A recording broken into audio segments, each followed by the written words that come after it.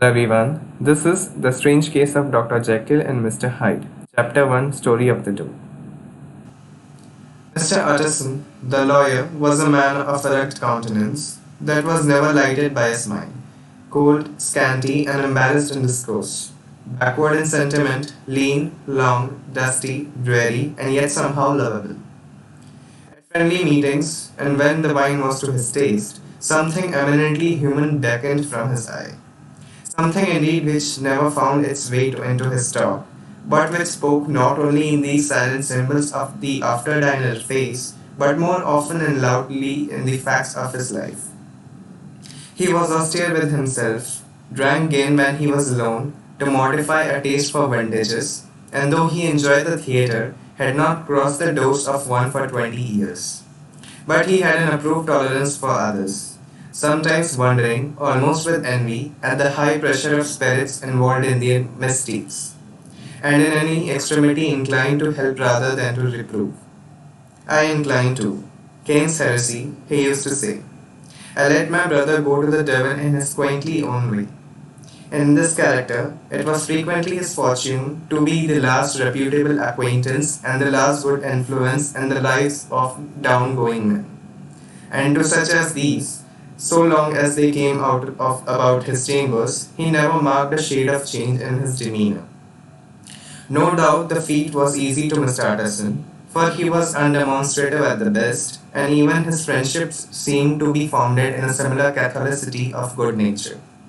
It was the mark of a modest man to accept his friendly circle ready made from the hands of opportunity, and that was the lawyer's way. His friends were those of his own blood and those whom he had known the longest. His affections, like ivy, were the growth of time. They implied no aptness in the object. Hence, no doubt, the bond that united him to Mr. Richard Enfield, his distant kinsman, the well-known man about town. It was a nut to crack for many, what these two could see in each other, or what subject they could find in common. It was reported by those who encountered them in their Sunday walks that they said nothing, looked singularly dull, and would hail with obvious relief the appearance of a friend. For all that, the two men put the greatest store by these excursions, counted them the chief jewel of each week, and not only set aside occasions of pleasure, but even resisted the calls of business, that they might enjoy them uninterrupted. It chanced on one of these rambles that their way led them down a by street in a busy quarter of London. The street was small and what is called quiet, but it drove a thriving trade on the weekdays.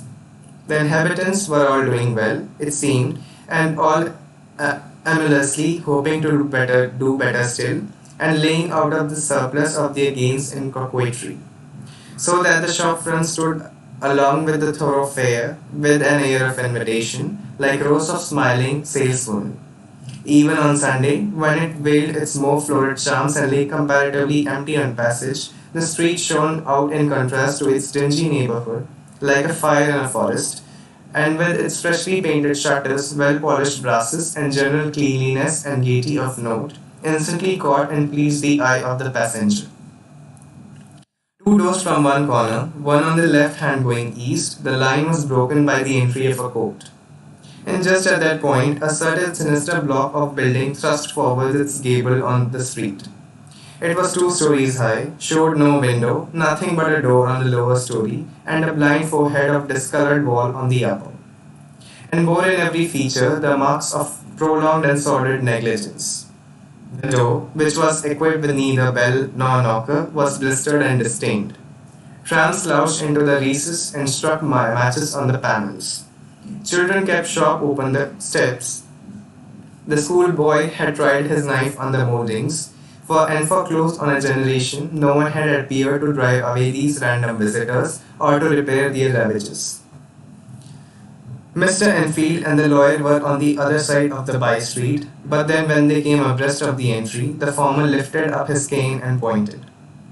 Did you ever remark that door? He asked, and when his companion had replied in the affirmative, it is connected in my mind, added he, with a very odd story. Indeed, said Mr. Utterson, with a slight chance of voice. And what was that? Well, it was this way, returned Mr. Enfield.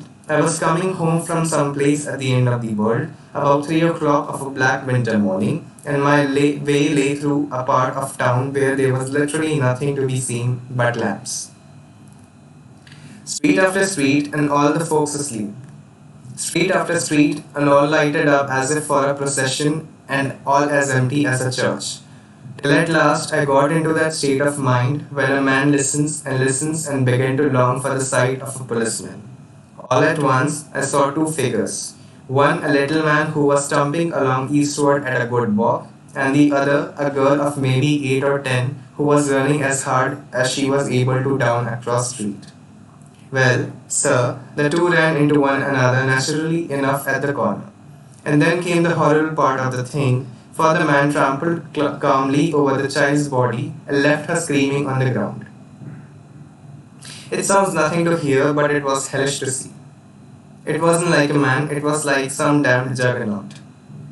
I gave a view halloa, took to my heels, collared my gentleman, and brought him back to where there was already quite a group about the screaming child. He was perfectly cool and made no resistance, but gave me one look, so ugly that it brought out the sweat on me like running. The people who had turned out were the girl's own family, and pretty soon the doctor, for whom she had been sent, put in his appearance. Well, the child was not much the worse, more frightened according to the sawbones, and there you might have supposed might be an end to it. But there was one curious circumstance. I had taken a loathing to my gentleman at first sight. So had the child's family, which was only natural. But the doctor's case was what struck me. He was the usual cut and dry apothecary of no particular age and color, with a strong Edinburgh accent and about as emotional as a bagpipe. Well, sir, he was like the rest of us. Every time he looked at my prisoner, I saw that Sawbones turn sick and white with the desire to kill him. I knew what was in his mind, just as he knew what was in mine, and killing being out of the question, we did the next best. We told the man we could and would make such a scandal out of this as should make his name stink from one end of London to the other. If he had any friends or any credit, we undertook that he should lose them. And all the time, as we were pitching it in red hot, we were keeping the women off him as best we could, for they were as wild as harpies. I never saw a circle of such hateful faces, and there was the man in the middle, with a kind of black, sneering coolness, frightened too, I could see that, but carrying it off, sir, really like Satan. If you choose to make a capital out of this accident, said he, I am naturally helpless. No gentleman but wishes to avoid a scene, says he. Name your figure. Well, we screwed him up to £100 for the child's family. He would have clearly liked to stick out. But there was something about the lot of us that meant mischief. And at last he struck. The next thing was to get the money, and where do you think he carried us but to that place with the dough? Whipped out of a key, went in, and presently came back with the matter of £10 in gold and a cheque for the balance on Coots. Drawn payable to bearer and signed with a name that I can't mention, though it's one of the points of my story, but it was a name at least very well known and often printed. The figure was stiff, but the signature was good for more than that. It was if it was only genuine. I took the liberty of pointing out to my gentleman that the whole business looked apocryphal, and that a man does not, in real life, walk into a cellar door at 4 in the morning and come out of it with another man's cheque for close upon £100. But he was quite easy and sneering. Set your mind at rest, says he. I'll stay with you till the banks open and cash the cheque myself. So we all set off, the doctor and the child's father and our friend and myself, and passed the rest of the night in my chambers. And next day, when we had breakfasted, went in a body to the bank. I gave in the cheque myself, said I had every reason to believe it was a forgery, not a bit of it, the cheque was genuine. Tut tut, said Mr. Utterson. I see you feel as I do, said Mr. Anfield. Yes, it's a bad story. For my man was a fellow that nobody could have to do with, a really damnable man, and the person that drew the cheque is the very pink of the proprieties. Celebrated too. And what makes it worse, one of your fellows who do what they call good. Blackmail, I suppose, an honest man paying through the nose for some of the capers of his youth. Blackmail House is what I call that place with the door in consequence. Though even that, is far from explaining all, he added, and with the words fell into a vein of musing. From this, he was recalled by Mr. Utterson, asking rather suddenly, "And you don't know if the drawer of the check lives there?" "A likely place, isn't it?" returned Mr. Enfield. "But I happen to have noticed his address. He lives in some square or other." "And you never asked about the place with the door?" said Mr. Utterson. "No, sir, I had a delicacy," was the reply. "I feel strongly about putting questions. It partakes too much of the style of the day of judgment. You start a question, and it's like starting a stone. You sit quietly on the top of a hill, and away the stone goes, starting others. And presently, some bland old bird, the last you would have thought of, is knocked on the head in his own back garden, and the family have to change their name. No, sir, I make it a rule of mine. The more it looks like Queer Street, the less I ask. A very good rule, too, said the lawyer. But I have studied the place for myself, continued Mr. Enfield. It seems scarcely a house. There is no other door, and nobody goes in or out of that one but, once in a great while, the gentleman of my adventure. There were 3 windows looking on the court on the first floor, none below. The windows are always shut, but they are clean. And then there's a chimney which is generally smoking, so somebody must live there. And yet, it's not so sure, for the buildings are so packed together above that court that it's hard to say where one ends and another begins.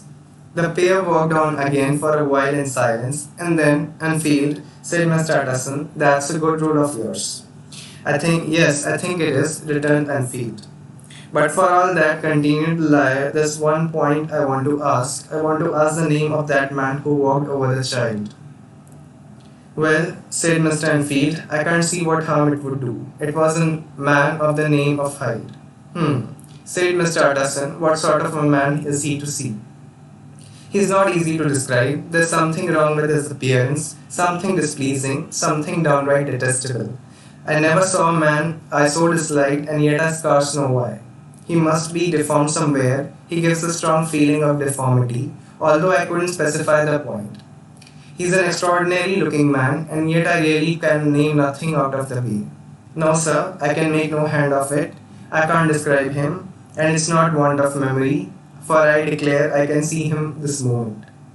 Mr. Utterson again walked some way in silence and obviously under a weight of consideration.